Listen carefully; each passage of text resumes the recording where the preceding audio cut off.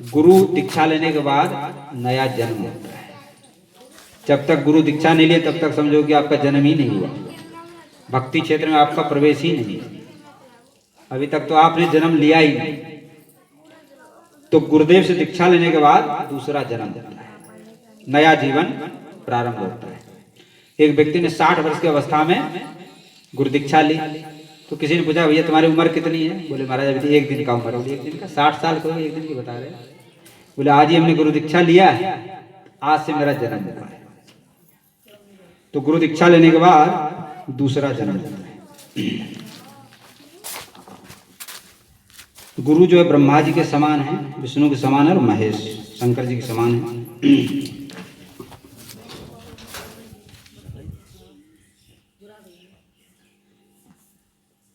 इसलिए जीव को चाहिए कि गुरु जिन्होंने बना लिया है, देखो गुरु और मंत्र बदले नहीं जाते हैं, जिन्होंने बना लिया उसी मंत्र को जपें और गुरु को माने। बहुत से लोग तो हमारे गुरु जी चले गए, अरे गुरु जी कहीं नहीं जाते भैया।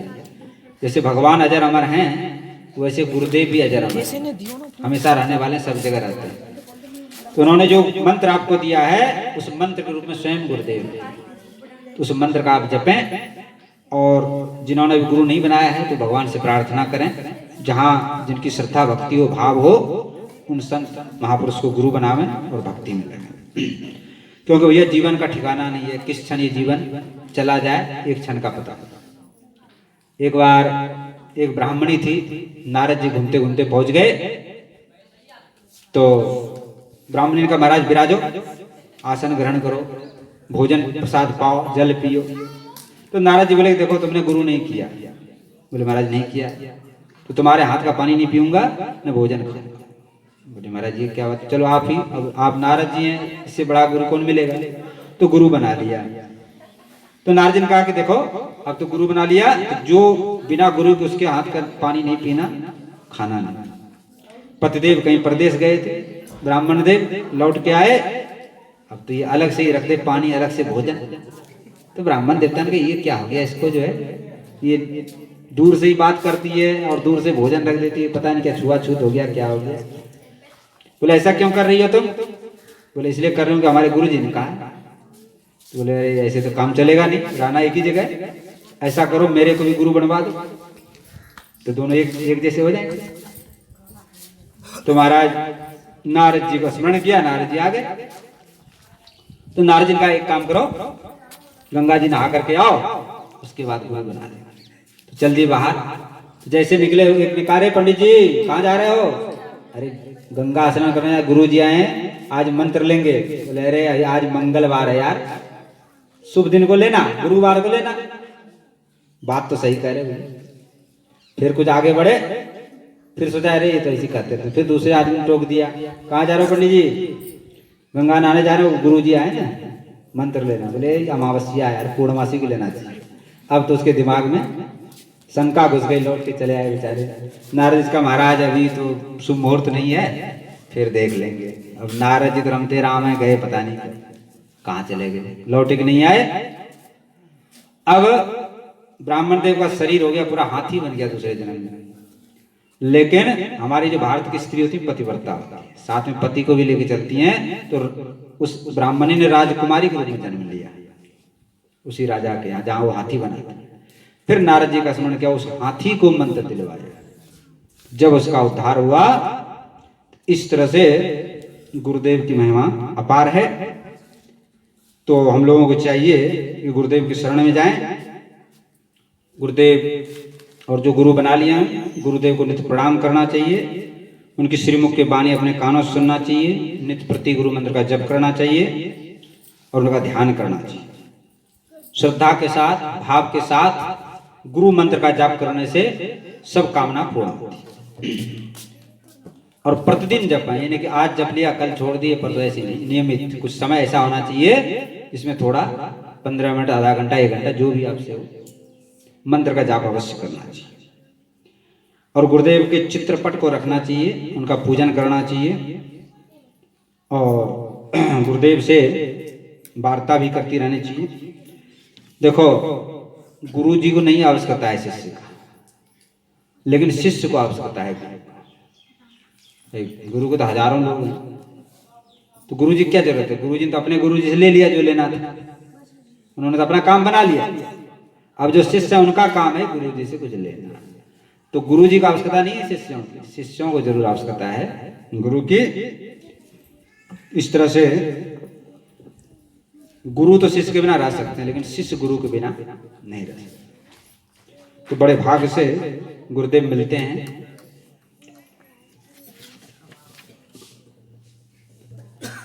इसलिए जो लोग गुरु से जुड़े हुए हैं वो जीवन भर जुड़े रहें, आखिरी श्वास तक, और गुरु भगवान का बने रहें, गुरु भगवान के सानिध्य में रहें। देखो, गुरु माता पिता ये हमेशा शिष्य और पुत्र के लिए हित की बात है। भले हम नहीं समझ पाए, लेकिन वो हमेशा हमारे हित की बात कहते हैं। तो गुरु की बड़ी महिमा है।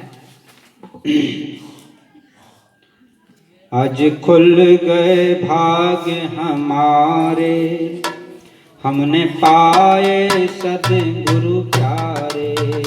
आज खुल गए भाग्य हमारे, हमने पाए सद्गुरु प्यारे।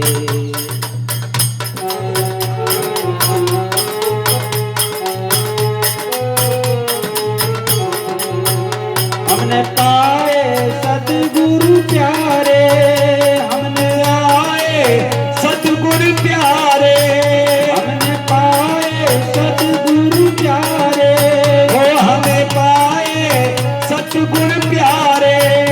आज खुल गए, आज खुल गए भाग्य हमारे, हमने पाए सद्गुरु प्यारे।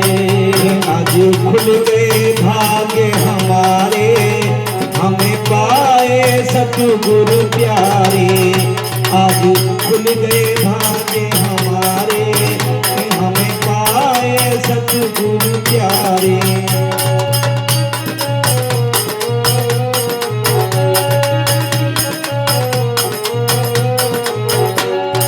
मन में बसा है प्यारा नाम, मन में बसा है प्यारा नाम, मन में बसा है प्यारा नाम, ओ मन में बसा है प्यारा नाम। सद्गुरु प्यारे तेरा नाम, सतगुरु प्यारे तेरा नाम, सद्गुरु प्यारे तेरा नाम, सतगुरु प्यारे तेरा नाम। आज खुल गए भाग्य हमारे, हमने पाए सद्गुरु प्यारे।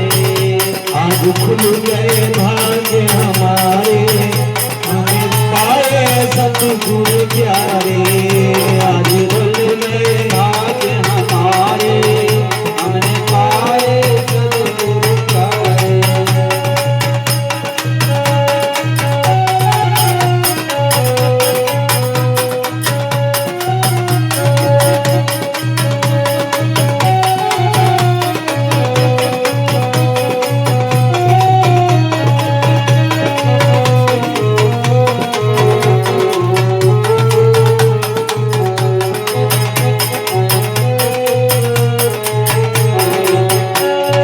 गुरु बिना मोह कोई न भावे, गुरु बिना मोह कोई न भावे, गुरु बिना मोह कोई न भावे। गुरु बिना मोह कोई न भावे। जीवन नैया तेरे हवाले, जीवन नैया तेरे हवाले, जीवन नैया तेरे हवाले। जीवन नैया गुरु के हवाले। आज खुल गए भाग्य हमारे, हमने पाए सद्गुरु प्यारे। आज खुल गए भाग्य हमारे, हमें पाए गुरु तुम्हारे। आज खुल गए भाग्य हमारे, हमने पाए सद्गुरु प्यारे। हमें खुल गए भाग्य हमारे, हमें पाए सतगुरु प्यारे।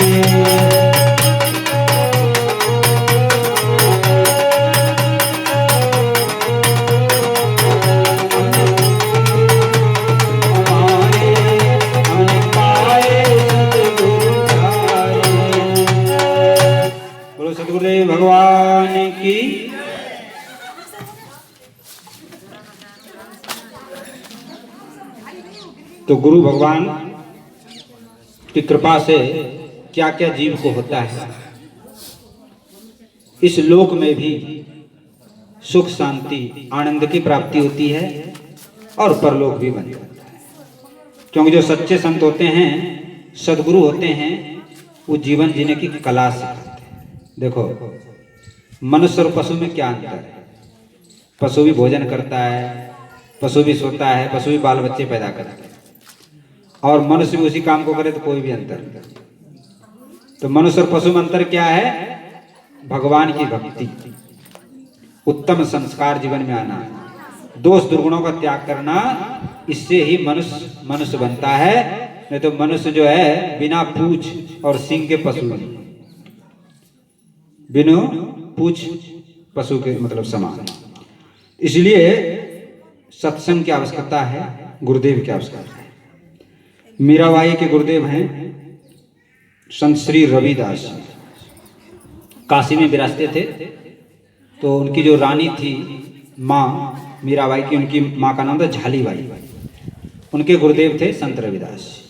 जबकि चर्मकार जाति में थे, लेकिन महान भक्त थे, महान संत थे। बड़ा उनका निर्मल भाव था। प्रभु जी मैं चंदन तुम पानी, बहुत ही निर्मल भाव था। जूता ही गांठते थे, घर गृहस्थी में थे, लेकिन बड़ा ऊंचा भाव था, हमेशा भक्ति में डूबे रहते थे। तो मीराबाई ने भी उनको ही गुरु बनाया। तो उसमें मीराबाई जब गुरु बनाए थे तो उसमें बड़ा सुंदर भाव था मीराबाई का। मोहे लागी लगन गुरु चरणन की, मोहे लागी लगन गुरु चरणन की, मोहे लागी लगन गुरु चरणन की, मोहे लागी लगन गुरु चरणन की, मोहे लागी लगन गुरु चरणन की, मुझे लागी लगन गुरु चरणन की, मुझे लागी लगन गुरु चरणन की, मुझे लागी लगन गुरु चरणन की। गुरु चरणन की, गुरु चरणन की, गुरु चरणन की, गुरु चरणन की, मोहे लागी लगन गुरु चरणन की, मोहे लागी लगन गुरु चरणन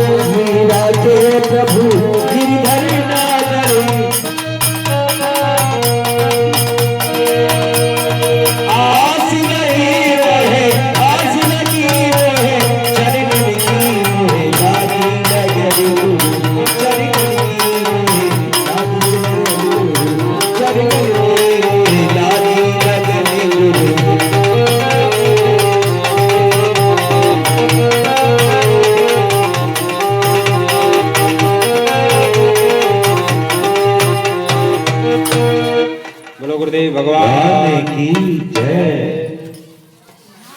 तो गुरुदेव की बड़ी महिमा अपार है, जितना गाया जाए उतना ही कम है। जिनका जितना अधिक गुरुदेव में भक्ति दृढ़ होगी वो उतना जल्दी भक्ति में लग पाएगा। तो मीरा भाई जब वहाँ आए मेवाड़ में, तो 4 महीने तक रविदास जी, उस समय मीराबाई का आयु केवल 10 वर्ष की थी, तो 4 महीना संत रविदास जी वहीं पर रहे और नित्य प्रति सत्संग होता था। तो सत्संग में मीराबाई अपने गुरुदेव से ज्ञान भक्ति वैराग का शिक्षा लेते थे। 4 महीने के बाद जब गुरुदेव जाने लगे तो मीराबाई का बड़ा अपूर्व प्रेम भक्ति था गुरुदेव के चरणों में। एक पद में आप लोग सुनेंगे। जोगी मत जा मत जा, जोगी मत जा मत जा मत जा, जोगी मत जा मत जा मत जा।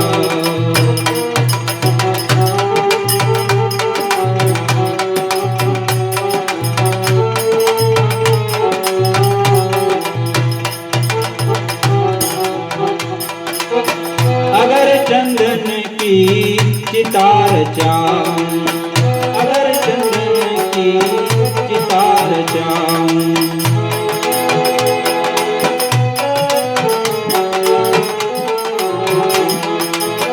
अगर चंदन की चितार जाऊं, हो अदर चंदनी की चितार जाऊं, अपने हाथ जला जा, अपने हाथ जला जा, जोगी मत जा, जोगी मत जा, जोगी मत जा, जोगी मत जा, जोगी मत जा।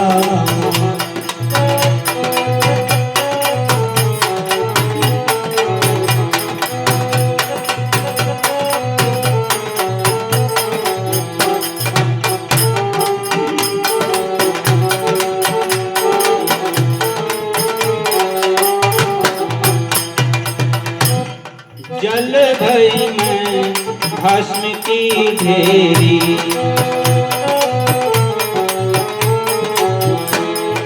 जल भई में भस्म की ढेरी, अपने अंग रमा जा, अपने अंग रमा जा, योगी मत जा, योगी मत जा, योगी मत जा।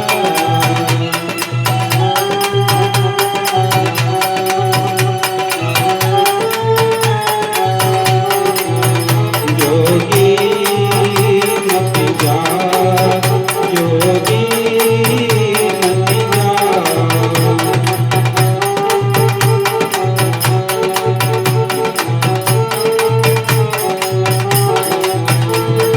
मीरा की प्रभु गिरधर नागर, हो मीरा के प्रभु गिरधर नागर, मीरा के प्रभु नटवर नागर, मीरा के प्रभु नटवर नागर, मीरा के प्रभु गिरधर नागर, मीरा के प्रभु गिरधर नागर। ज्योत से ज्योत मिला जा, ज्योत से ज्योत मिला जा, योगी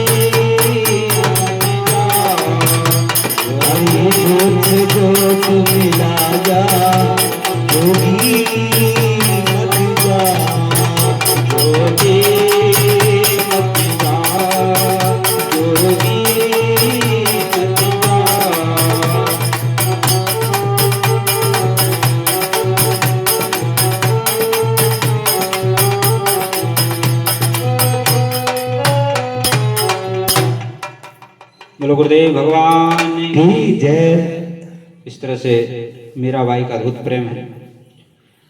कभी समय मिलेगा तो मीराबाई का चरित्र आप लोगों को सुनाएंगे, बड़ा विलक्षण चरित्र है। आइए हम लोग अपने